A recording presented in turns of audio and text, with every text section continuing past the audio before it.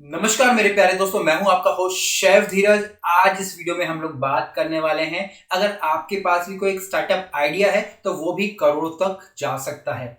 Idea हमारे दिमाग में रोजाना आते हैं, बट हमको डर लगता है कि जो मेरा आइडिया है कहीं कोई कॉपी तो नहीं कर लेगा, किसी को मैंने बताया तो, या फिर हमको अपने आइडिया पे यकीन ही नहीं होता है कि क्या एक्चुअल में वैसा हो सकता है। और मैक्सिमम अगर देखेंगे ना, आपको आइडिया सिर्फ कब्रिस्तान के अंदर ही मिलेंगे, क्योंकि सिर्फ वो आइडिया ही रह जाते हैं, कभी भी वो इम्प्लीमेंट नहीं हो पाते।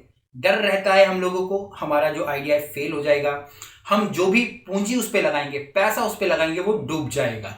और बट अगर मेरा मानना है, अगर आपके पास एक आइडिया है, ठीक है, आपको उसको जरूर इम्प्लीमेंट करना चाहिए। बट इम्प्लीमेंट करने से पहले आपको जो स्टेजेस हैं, एक जो हमारी एमवीपी की स्टेजेस होती है, मिनिमम वाइबल प्रोडक्ट की जो स्टेज होती है, उस पर जाना चाहिए। इंस्टेड कि आप बहुत सारा पैसा लगा के, बिना किसी रिसर्च के, बिना कोई एमवीपी बनाए अपने प्रोडक्ट को मार्केट के अंदर लॉन्च करें। यहाँ पे जब भी हम लोग कोई फूड बिजनेस स्टार्ट करते हो, चाहे क्लाउड किचन खोल रहे हो, रेस्टोरेंट खोल रहे हो, कैफे खोल रहे हो, क्यूएसआर फूड ट्रक हो गया, कैटरिंग का, बेकरी पेस्ट्री का कोई भी स्टार्टअप कर रहे हो, तो किसी भी एक जो प्रोडक्ट की हमारी हमारी स्टेजेस होती हैं। सबसे पहले हमारी इंट्रोडक्शन फेज आती है, जब हम उस प्रोडक्ट को लॉन्च करते हैं। उसके बाद उसकी ग्रोथ फेज आती है, जब लोगों को उसके बारे में पता चलता है, वो हमारे पास आते हैं, ठीक है, हमारे पास डाइनिंग करते हैं, क्लाउड किचन से मंगाते हैं। इसके बाद हमारा मैच्योरिटी का पीरियड आता है कि जब हमारे जो प्रोडक्ट है वो लोगों के पास पहुंच चुका होता है, या जितने भी लोग हैं ऑलरेडी हमारे हमारे जो आउटलेट्स में आके खाना खा चुके होते हैं, और हम लोग वहां पे फिर बोल सकते हैं कि उसके बाद एक डिक्लाइन फेस आ जाता है। डिक्लाइन का मतलब हमारी सेल्स डाउन होने लग जाती है और हमारा फिर आउटलेट बंद हो जाता है। तो बेसिकली यही एक आप बोल सकते हैं एक प्रोडक्ट का जो लाइफ साइकिल होता है। बट हम लोग अधिकतर इसी जो तरीके को अपनाते हैं। बट ये सब करने से पहले हमको अपनी एमवीपी पे काम करना चाहिए, ताकि जो ये सारी के सारी स्टेजेस हैं वो आए।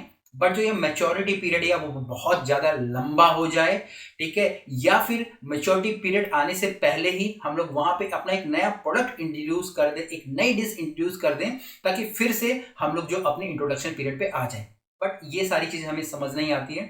हमको लगता है पैसा लाएंगे, ढेर सारी ब्रांडिंग कर देंगे, बहुत एक अच्छा कॉन्सेप्ट है, ठीक है, उस पर हम लोग अपने आउटलेट चालू कर देंगे, रेस्टोरेंट्स खोल देंगे, क्लाउड किचन खोल देंगे, बट मैक्सिमम हम उसमें फेल हो जाते हैं। इसी प्रकार से एक छोटे से आइडिया के साथ उत्तम मेरे पास आए। तब उत्तम लहरा, आप लोगों ने नाम सुन लिया होगा, सुपेक्स इंडिया के जो को फाउंडर हैं, और रिसेंटली उनको शार्क टैंक में फंडिंग मिली है कि मुझे कुछ करना है। लगभग रात को 2-2:30 बजे उन्होंने ढेर सारे मुझे व्हाट्सएप पे पिक्चर्स भेजी सूप की, और उन्होंने उनसे फिर मेरी बात हुई मैसेजेस पे। देन 1-to-1 कॉल हुआ कि मुझे मेरे पास एक आइडिया है सूप से रिलेटेड। जिस प्रकार से इंडिया में हमारे इंडियन के स्टार्टअप्स हैं, मोमो के स्टार्टअप है, पिज्जा के स्टार्टअप है, बट कोई भी यहाँ पे हमारे सूप के ऊपर काम नहीं कर रहा है। आइडिया बड़ा इंटरेस्टिंग था। उसके बाद हम दोनों मिले। उस टाइम मैं ट्रैवलिंग भी कर रहा था, और मुझे वो आइडिया अच्छा लगा।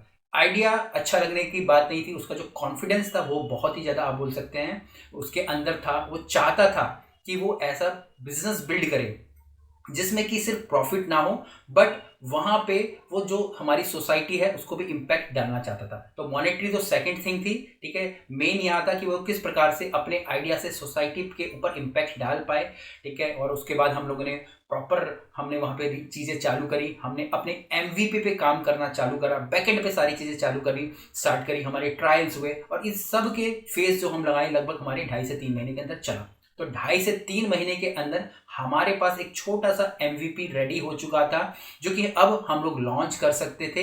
कहाँ पे? अपने इंट्रोडक्शन पार्ट के अंदर, जो कि हमारी जो प्रोडक्ट साइकिल जिसको हम लोग बोलते हैं, उसका सबसे पहला फेज होता है इंट्रोडक्शन फेज। तो इंट्रोडक्शन फेज आने से पहले हमने यहाँ पे जो अपने एमवीपी क्रिएट किए थे। इंट्रोडक्शन फेज के बाद हम लोग अपने ग्रोथ की स्टेज पे आए। हमने अपने प्रोडक्ट को लोगों तक पहुंचाना शुरू करा, कैंपेनिंग चालू करी गई, ठीक है, स्विगी जोमेटो पे लिस्ट हुए, अपनी खुद की वेबसाइट हम लोगों ने बनाई। उसके बाद इवन अभी यहाँ पे देखेंगे शार्क टैंक में आप लोगों ने देखा, उन्होंने अपने आइडिया को पिच करा, ठीक है। कुछ जो शार्क थे उन्होंने तो उसके आइडिया को रिजेक्ट करा, बट जो विनीता मैम थी उन्होंने उन लोगों के अंदर कॉन्फिडेंस देखा, उन लोगों के प्रोडक्ट उनको वो बहुत भाए, ठीक है, और उन्होंने वहाँ पे फंडिंग करी। तो अभी भी जो प्रोडक्ट है हमारा वहाँ पे ग्रोथ फेज में ही है, ठीक है। वहाँ पे अभी वो ना मैच्योरिटी पे किया है, ना डिक्लाइन हुआ है। इवन यहाँ पे जब वो अपनी ग्रोथ फेज में है, तो वहाँ पे वो अपने नए नए प्रोडक्ट भी लॉन्च कर रहे हैं।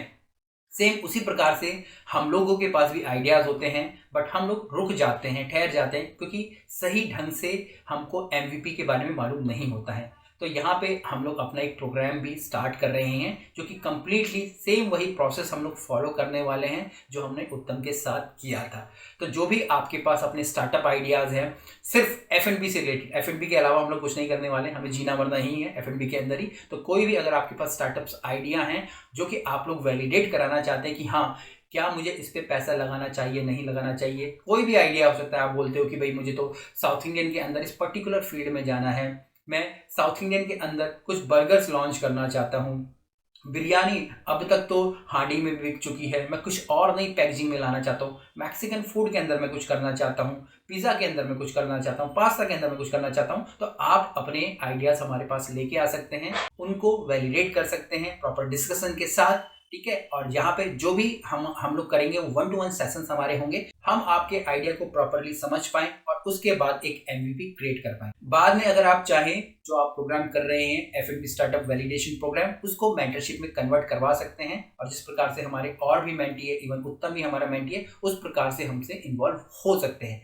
बट इतना पैसा आपको तभी लगाना है जब आपके प्रोडक्ट में दम हो, ठीक है। आप उठ के आ जाएं और आप बोले कि मैं एक पिज़्ज़ा का आउटलेट चालू करना चाहता हूं और कोई भी यूएसपी ना हो आपकी, ठीक है, और आप चाह के डायरेक्ट ही वहां पे अगर इन्वेस्टमेंट करना चाहें तो वो आपकी सबसे बड़ी बेवकूफ़ी होगी, या फिर लास्ट में अगर आप बोलोगे कि आपका पैसा डूबेगा।